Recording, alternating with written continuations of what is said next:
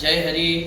महाराष्ट्राचा आराध्य दैवत भगवान पंढरीदेश परमात्मा, विश्व कल्याण मूर्ती, विश्व मांगल्य मूर्ती भगवान पंढरीनाथाच्या दर्शनाकरिता, भगवान पंढरीनाथाच्या कृपाकरिता निघालेले समस्त वारकरी, माझ्या जीवीची आवडी पंढरपुरा नेईन गुडी, पांडुरंगी मन रंगले गोविंदाचे गुण वेधले. या उक्तीप्रमाणे ज्ञानोबारायांनी जी परंपरा आजपर्यंत अखंडतेने चालत आली, ती हैबतीनाथाने ती परंपरा पुढे नेली आणि तीच परंपरा आज लाखो वारकरी, समस्त वारकरी पंढरपूरला जाऊन त्या ठिकाणी ती परंपरा जपते आहे.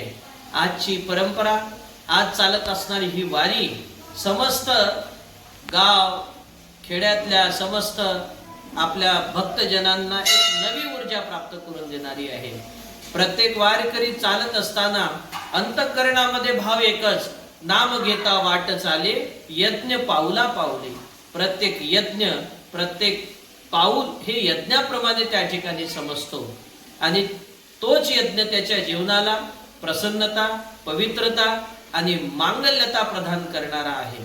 आज वारकऱ्यांच्या अंतःकरणात असणारी ऊर्जा ही केवळ विश्व कल्याणाची आहे.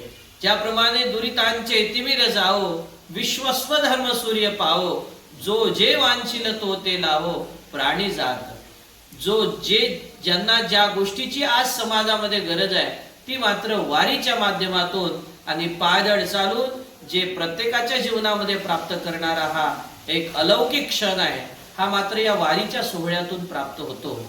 ज्यांच्या जीवनामध्ये अनेक रोग असतील, अनेक द्विधा असतील, अनेक प्रकारची त्या ठिकाणी दुःख असतील, ते समाज वारीमध्ये जेव्हा चालतात तेव्हा त्यांचे अनेक रोग दुरुस्त होतात आणि आरोग्य मजबूत होऊन नवे त्यांचं दुःख दूर करण्याचं कार्य हा वारीचा प्रसंग करतो. आज तरुणांना या वारीची अत्यंत गरज आहे.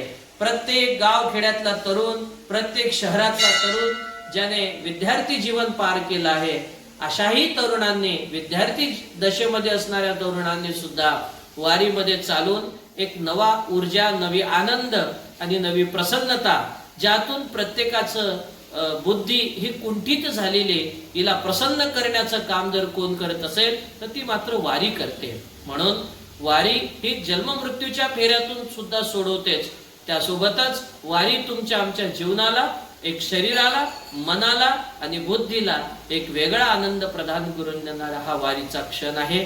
आणि याच वारीच्या क्षणात, या वारीच्या आनंदामध्ये आपण सर्वांनी सम्मिलित होऊन, एकत्र येऊन गाव खेड्यात, आपल्या मोहल्ल्यामध्ये, प्रत्येकाने आपापल्या घरामध्ये पंढरीनाथाच्या त्या पांडुरंगाच्या त्या दर्शनाचा आनंद प्रत्येकाने घेऊन आषाढी एकादशीचा हा पवित्र सण आपण मोठ्या प्रसन्नतेमध्ये साजरा करू. आषाढी एकादशीच्या आपल्या सर्व भक्त मंडळींना मनापासून शुभेच्छा. धन्यवाद.